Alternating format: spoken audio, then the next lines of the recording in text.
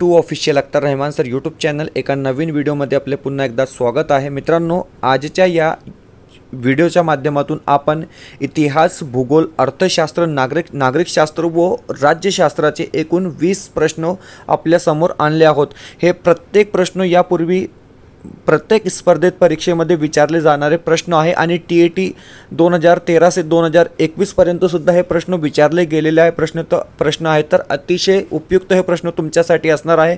Video पूर्ण बघा आणि प्रत्येक प्रश्नाचे उत्तर देण्याचे तुम्ही प्रयास इथे करत राहा। तर चला व्हिडिओ सुरू करूया। व्हिडिओ सुरू करण्या अगोदर आपण जर आमच्या चॅनलवर नवीन असाल तर प्लीज चॅनलला सबस्क्राइब करा।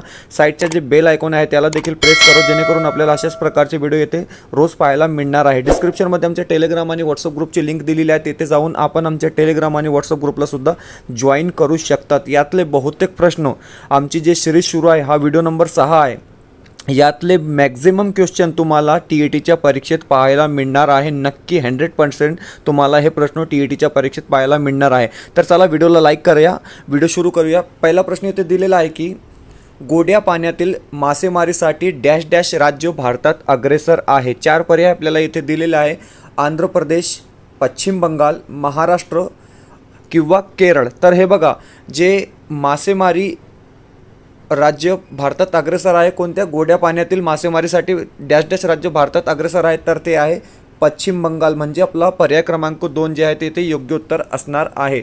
यानंतर पाहूया पुढचा प्रश्न, म्हणजे प्रश्न क्रमांक 2। प्रश्न क्रमांक 2 येथे विचारलेला आहे की खाली दिलेल्या पर्यायापैकी कोणता त्रिभुज प्रदेश हा जगातील सर्वात मोठा आहे। हे बघा, सीटेट परीक्षेत अत्यंत फेवरेट हा क्वेश्चन्स आहे। वारंवार सीटेटच्या परीक्षेमध्ये हा प्रश्न वारंवार विचारला जात आहे एसएसटीच्या सेक्शनला, की खाली दिलेल्या पर्यायापैकी कोणता त्रिभुज प्रदेश हा जगातील सर्वात मोठा आहे। तर हे बघा, 4 पर्याय दिलेले आहे, खंबायत, सुंदरबन, मिसिसिपी किंवा होंग हो। तर हे बघा, याचे जे योग्य उत्तर असणार आहे ते असणार आहे सुंदरबन, हे सर्वात मोठे त्रिभुज प्रदेश आहे। यानंतर पाहूया पुढचा प्रश्न, म्हणजे प्रश्न क्रमांक 3। प्रश्न क्रमांक 3 येथे दिलेला आहे की नर्मदा नदीचे नाव लक्षात ठेवा। नर्मदा ही भारतातील सर्वात जास्त लांबीची डॅश डॅश वाहिनी नदी आहे। पहिला प्रश्न हे झाला की नर्मदा ही भारतातील सर्वात जास्त लांबीची डॅश डॅश वाहिनी नदी आहे। तर हे बघा, पूर्व, पश्चिम, दक्षिण किंवा उत्तर। तर योग्य उत्तर असणार आहे पश्चिम, कारण की नर्मदा ही भारतातील सर्वात जास्त लांबीची पश्चिम वाहिनी नदी आहे। यानंतर पाहूया पुढचा प्रश्न, म्हणजे प्रश्न क्रमांक 4। प्रश्न क्रमांक 4 येथे दिलेला आहे की खाली दिलेल्या पर्यायापैकी जगात सर्वात जास्त पाऊस कोणत्या भागात पडतो। हा प्रश्न सुद्धा वारंवार प्रत्येक स्पर्धे परीक्षेमध्ये विचारला जात आहे, की सीटेटमध्ये सुद्धा हा प्रश्न कित्येक वेळा आणि काय वेळा विचारला गेलेला प्रश्न आहे। कोणता भागात जास्त पाऊस पडतो, तर हे बघा, केरळ, मौसिनराम, आंबोली, चेरापुंजी। बरेचसे विद्यार्थी जे आहेत ते चेरापुंजी येथे आपलं उत्तर देणार आहे किंवा देतात, परंतु मौसिनराम हे जे आहे आपलं योग्य उत्तर येथे असणार आहे, की कारण की जगात सर्वात जास्त पाऊस कोणत्या ठिकाणी पडतो, ते तर मौसिनराम येथे जगातून सर्वात जास्त पाऊस पडतो। यानंतर पाहूया पुढचा प्रश्न, म्हणजे प्रश्न क्रमांक 5 येथे दिलेला आहे की खाली दिलेल्या पर्यायापैकी गोदावरी नदीवर कुठल्या प्रकारचा प्रकल्प धारण आहे। अतिशय सोपा हा प्रश्न आहे की गोदावरी नदीवर जे प्रकल्प आहे ते आहे जयकवाडी धरण प्रकल्प। ओके, यानंतर पाहूया प्रश्न क्रमांक 6। प्रश्न क्रमांक 6 येथे दिलेला आहे की मंगळ व गुरु यांच्या दरम्यान असणाऱ्या असंख्य लहान लहान खगोलांना म्हणतात। हे बघा, मंगळ व गुरु यांच्या दरम्यान जे असंख्य लहान लहान खगोल आहे त्यांना आपण काय म्हणतो? बुध ग्रह म्हणतो, धूमकेतू, लघुग्रह किंवा उपग्रह। तर हे बघा, यांना आपण लघुग्रह असे म्हणतो। म्हणजे पर्याय क्रमांक 3 जे असेल ते आपला येथे योग्य उत्तर असणार आहे। यानंतर पाहूया प्रश्न क्रमांक 7। प्रश्न क्रमांक 7 येथे दिलेला आहे, खालीलपैकी केंद्रीय ज्वालामुखीचे उदाहरण कोणते? हे बघा, केंद्रीय ज्वालामुखीचे उदाहरण आपल्याला इथे शोधायचे आहे। 4 पर्याय आपल्याला इथे दिलेले आहे, वेसुवियस, महाराष्ट्र पठार, ओवोबो दोन्ही किंवा वरीलपैकी एक पण नाही। 4 पर्याय आपल्याला इथे दिलेले आहे आणि योग्य उत्तर आहे वेसुवियस, म्हणजेच पर्याय क्रमांक 1 आपलं योग्य उत्तर इथे असणार आहे। यानंतर पाहूया पुढचा प्रश्न, म्हणजे प्रश्न क्रमांक 8। प्रश्न क्रमांक 8 येथे विचारलेला आहे की पृथ्वीवर एकूण किती खंड आहे? अतिशय सोपा हा प्रश्न आहे की पृथ्वीभर एकूण खंड किती आहे? 4 पर्याय दिलेले आहेत, 3, 4, 6 किंवा 7. तर हे बघा, पृथ्वीत एकूण किती खंड आहे? 7 खंड आहे. 7 खंड कोणते आपले? आशिया खंड, उत्तर अमेरिका, दक्षिण अमेरिका, आफ्रिका हे झाले 4, युरोप 5, ऑस्ट्रेलिया 6 आणि अँटार्क्टिका 7. अशा प्रकारे जगात एकूण 7 खंड आहे. यानंतर पाहूया पुढचा प्रश्न, म्हणजे प्रश्न क्रमांक 9. आता 9वा प्रश्न येथे दिलेला आहे की सर्वात लहान खंड कोणता आहे? बघा, आपण पाहिले की 7 खंड आहे. आता यातला सर्वात लहान खंड कोणता आहे? तर हे बघा, सर्वात लहान खंड जे असणार आहे ते असणार आहे ऑस्ट्रेलिया. म्हणजे पर्याय क्रमांक 1 जे आहे ते आपलं योग्य उत्तर इथे असणार आहे. यानंतर पाहूया पुढचा प्रश्न, प्रश्न क्रमांक 10. हे सगळे प्रश्न जे आहेत ते भूगोलचे आपण पाहत आहे, भूगोल विषयाचे प्रश्न आपण येथे पाहत आहे. प्रश्न क्रमांक 10 दिलेला आहे की ज्वालामुखीपासून तयार होणाऱ्या खडकांना डॅश डॅश असे म्हणतात. हे बघा, ज्वालामुखीपासून जे खडक तयार होतात त्यांना काय म्हणतात? त्याला गाळाचे खडक म्हणतात, रूपांतरी खडक म्हणतात, अग्निजन्य खडक म्हणतात किंवा यापैकी नाही. तर हे बघा, ज्वालामुखीपासून जे खडक तयार होते त्याला अग्निजन्य खडक असे म्हणतात. म्हणजे पर्याय क्रमांक 3 जे असेल ते आपला योग्य उत्तर येथे असणार आहे. यानंतर पाहूया पुढचा प्रश्न, अतिशय सोपा प्रश्न हा सुद्धा आहे की रयत शिक्षण संस्थेची स्थापना कोणी केली? तर हे बघा, रयत शिक्षण संस्थेची स्थापना जी आहे ते कर्मवीर भाऊराव पाटील यांनी केली. म्हणजे पर्याय क्रमांक 4 आपला ते योग्य उत्तर असणार आहे. व्हिडिओ आवडत असेल तर प्लीज व्हिडिओला लाईक करा. तुम्ही जर आमच्या चॅनलवर नवीन असाल तर प्लीज चॅनलला सबस्क्राईब करा. पाहूया क्वेश्चन नंबर 12.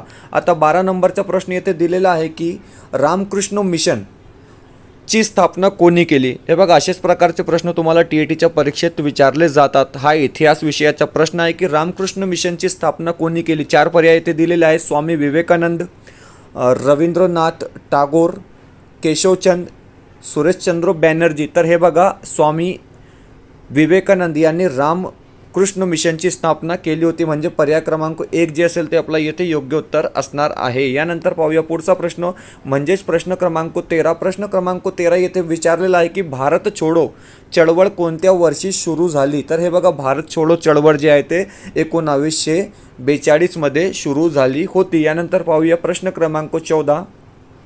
प्रश्न क्रमांक 14 येथे दिलेला आहे की स्वतंत्र भारताचे पहिले गव्हर्नर जनरल कोण होते? तर हे बघा, 4 पर्याय दिलेले आहे, lord Curzon, lord Mountbatten, lord Dalhousie किंवा सी राजगोपालचारी. तर हे बघा, स्वतंत्र भारताचे जे पहिले गव्हर्नर होते त्यांचं नाव होतं लॉर्ड माउंटबॅटन. म्हणजेच पर्याय क्रमांक 2 जे असेल ते आपला येथे योग्य उत्तर असणार आहे. यानंतर पाहूया पुढचा प्रश्न, म्हणजे प्रश्न क्रमांक 15. आता प्रश्न क्रमांक 15 येथे दिलेला आहे की पांडुरंग महादेव हे नाव कोणाचे आहे? तर हे बघा, पांडुरंग महादेव हे नाव कोणाचे आहे? 4 पर्याय आपल्याला यासाठी सुद्धा दिलेले आहे, सेनापती बापट, सार्वजनिक काका, स्वामी दयानंद किंवा यापैकी नाही. तर हे बघा, पांडुरंग महादेव हे जे नाव आहे ते आहे सेनापती बापट यांचे. यानंतर पाहूया प्रश्न क्रमांक 16. प्रश्न क्रमांक 16 म्हणजे राज्यशास्त्र विषयातले घेतलेले हे प्रश्न आहे, राज्यसभेचे सभापती कोण असतात?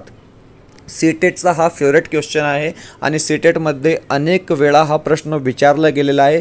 इतर स्पर्धा परीक्षेतसुद्धा हा प्रश्न वारंवार विचारला जात आहे की राज्यसभेचे सभापती कोण असतात? ऑप्शन इथे दिलेले आहे, राष्ट्रपती असतात, उपराष्ट्रपती असतात, दिल्लीचे उपराज्यपाल किंवा संसदीय कार्यमंत्री असतात. तर हे बघा, राज्यसभेचे जे सभापती असतात ते उपराष्ट्रपती असतात. यानंतर पाहूया पुढचा प्रश्न, म्हणजेच प्रश्न क्रमांक 17. प्रश्न क्रमांक 17 खूप IMP प्रश्न आहे की महाराष्ट्रात विधान परिषदेच्या सदस्याची संख्या किती आहे? तर हे बघा, महाराष्ट्रात विधान परिषदेच्या सदस्याची जी एकूण संख्या आहे ती आहे 78. म्हणजेच पर्याय क्रमांक 3 जे असेल ते आपला योग्य उत्तर येथे असणार आहे. यानंतर पाहूया प्रश्न 18. पुढचा प्रश्न असा दिलेला आहे की जिल्हा परिषदेचा कार्यकारी प्रमुख कोण असतो? जिल्हा परिषदेचा कार्यकारी प्रमुख कोण असतो हे आपल्याला इथे ओळखायचं आहे. 4 पर्याय दिलेले आहेत, जिल्हा परिषद अध्यक्ष, जिल्हा परिषद उपाध्यक्ष, मुख्य कार्यकारी अधिकारी किंवा जिल्हा अधिकारी. तर हे बघा, जिल्हा परिषदेचे जे प्रमुख कार्यकारी प्रमुख असतो ते असतात मुख्य कार्यकारी अधिकारी, म्हणजे पर्याय क्रमांक 3 जे असेल ते आपला येथे योग्य उत्तर असणार आहे. यानंतर पाहूया पुढचा प्रश्न म्हणजे प्रश्न क्रमांक 19. प्रश्न क्रमांक 19 येथे विचारलेला आहे की भारताच्या घटना समितीचे अध्यक्ष कोण होते. हे बघा, भारताच्या घटना समितीचे अध्यक्ष कोण होते. 4 पर्याय दिलेले आहे. Option number 1 Raja Rammohan Roy, option क्रमांक 2 doctor Bhimrao Babasaheb Ambedkar, option number 3 Pandit Jawaharlal Nehru किंवा option number 4 doctor Rajendra Prasad. तर याचे योग्य उत्तर असणार आहे डॉक्टर राजेंद्र प्रसाद हे भारताच्या घटना समितीचे अध्यक्ष होते. यानंतर पाहूया शेवटचा प्रश्न. टॉप 20 क्वेश्चन आम्ही तुमच्यासाठी आणले होते आणि अतिशय महत्त्वाचे हे प्रत्येक प्रश्न आहे. प्रत्येक प्रश्न यापूर्वी परीक्षेत विचारले जाणारे हे प्रश्न आहे. 20वा प्रश्न येथे दिलेला आहे की महाराष्ट्र विधानसभेत किती सदस्य आहे. हे बघा, विधानसभेची निवडणूक जी आहे ते ऑक्टोबर-नोव्हेंबरला होणार आहे आणि हा जनरल नॉलेजसाठी पण एकदम IMP क्वेश्चन आहे आणि हा आपल्यासाठी सुद्धा एक IMP क्वेश्चन येथे ठरणार आहे की महाराष्ट्र विधानसभेत किती सदस्य आहे. तर हे बघा 4 ऑप्शन दिलेले आहे 218, 248, 268 किंवा 288. तर हे बघा, महाराष्ट्र विधानसभेत किती सदस्य आहेत तर 288 सभासद आहे. म्हणजेच 288 सभासद कुठे आहे तर महाराष्ट्र विधानसभेत आहे. अशा प्रकारे आपण एकूण 20 प्रश्न आज पाहिले आहे. अत्यंत उपयुक्त हे प्रश्न असणार आहे परीक्षेच्या दृष्टीने. तुम्ही स्क्रीनशॉट काढून सुद्धा याचा अभ्यास करू शकतात. असेच व्हिडिओ पाहण्यासाठी तुम्ही आमच्या चॅनलला सबस्क्राईब करा. व्हिडिओ आवडत असेल तर प्लीज व्हिडिओला लाईक करा. भेटूया अशीच व्हिडिओ घेऊन पुढच्या व्हिडिओमध्ये.